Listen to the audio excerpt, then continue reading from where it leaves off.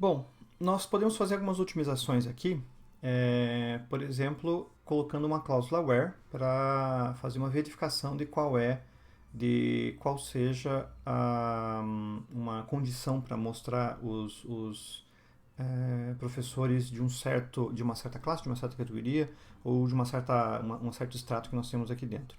Se a gente der uma olhadinha aqui no MySQL Workbench, nós temos os salários colocados aqui dentro e temos alguns professores. Eu posso colocar a query aqui mesmo, where o salary seja maior ou igual a 80 mil.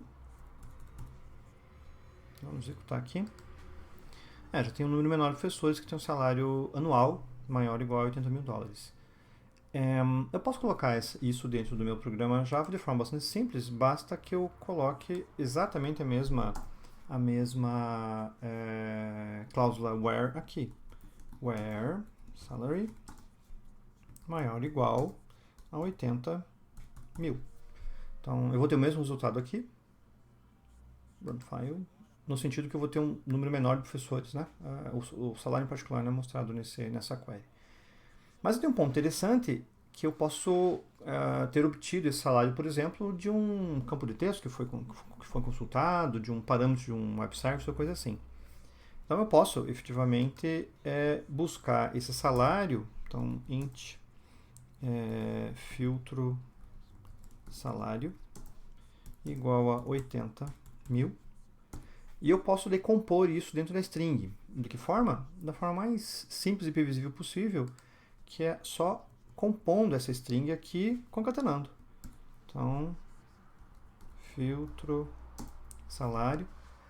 Dessa forma aqui, eu vou fazer exatamente a mesma coisa que eu fiz antes, na realidade, que é muito redundante, que eu vou concatenar um int 80 mil com essa string, select id, name, depth, name, salary from structure, where salary maior ou igual a, e vou colocar 80 mil aqui.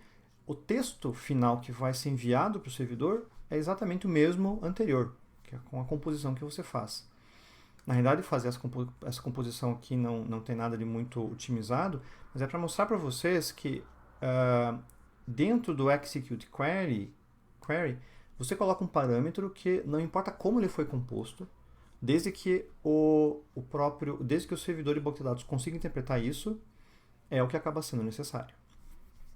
Existem alguns riscos nisso também. Nós vamos depois discutir numa outra apresentação quais são os riscos de você simplesmente ir compondo as strings dessa forma. E existem outras maneiras otimizadas para fazer isso dentro de Java, de forma que você não precise fazer essa composição.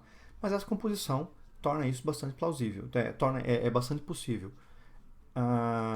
Se nós executarmos novamente, o nosso código está aqui. Ele executa a mesma coisa. Um outro ponto interessante também é que, por mais que nós tenhamos colocado explicitamente aqui, olha, eu quero carregar essa classe aqui com MySQL, CJ, JDBC Driver, dá a impressão, fica aquela impressãozinha de que o sistema podia ser um pouquinho mais otimizado e já fazia isso sozinho. Por quê? Porque aqui, quando você cita o dialeto JDBC, você está dizendo já que é MySQL. Então, será que não haveria uma maneira mais esperta de, por exemplo, esse Driver Manager buscar em todas as libraries qual biblioteca se registra como respondendo para o MySQL e então colocar essa biblioteca no ar e fazer o carregamento da classe de forma automática? Sim, existe, e isso é fornecido por um SPI, por uma Server Provider Interface. Na realidade, Service Provider Interface, que é o contrário da API, né? A API é o lado que nós programadores vemos, a SPI é o lado que é implementado por quem está atendendo a API. E a gente pode, para uma parte considerável dos drivers modernos de JDBC, isso já funciona, incluindo esse driver aqui do MySQL. Se nós simplesmente nos abstermos de carregar a classe, na verdade eu vou fazer um comentário um pouco maior aqui, só para ele tirar todo esse bloco. Se ele simplesmente não carregar a classe, nesse caso aqui do MySQL ainda vai funcionar, porque o MySQL é um dos que tem SPI para isso. E daí você torna isso aqui um pouquinho mais otimizado, nosso programa fica um pouco menor inclusive. Então, se eu executar novamente, ele executou e não houve basicamente nenhuma penalidade em termos de desempenho. E até para tornar a classe no futuro mais simples, eu vou tirar essa parte do código aqui, porque ela basicamente não é mais necessária em programação moderna para Java.sql, para JDBC. Quando é que eu vou manter o carregamento da classe? Quando eu tiver mais de um driver para o MySQL colocado aqui dentro, várias versões de drivers, e eu quiser para cada código em particular, para cada classe em particular, usar uma versão específica disso. Dentro de um mesmo projeto eu posso ter vários drivers, várias versões de driver de MySQL diferentes funcionando, carregadas com a biblioteca, e daí eu decido para cada uma das classes dar um class.forName desse driver ou daquele driver, desde que os nomes sejam diferentes. Por que isso pode ser importante?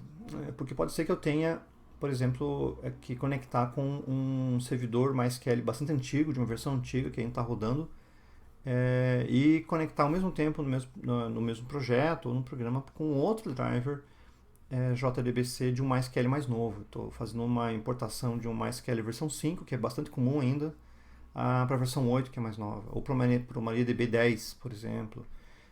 Então, existem motivos pelo qual você ainda vai querer fazer o carregamento da classe.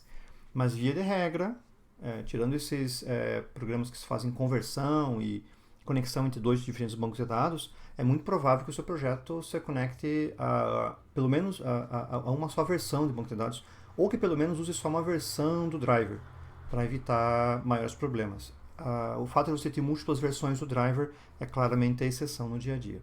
Mas, de forma geral, você pode fazer o carregamento ou para drivers mais modernos, se prescinde do class.forName e só executa ele de forma direta. Para esse nosso caso do MySQL, versão 8, com o driver também na versão 8, isso vai ser plenamente possível.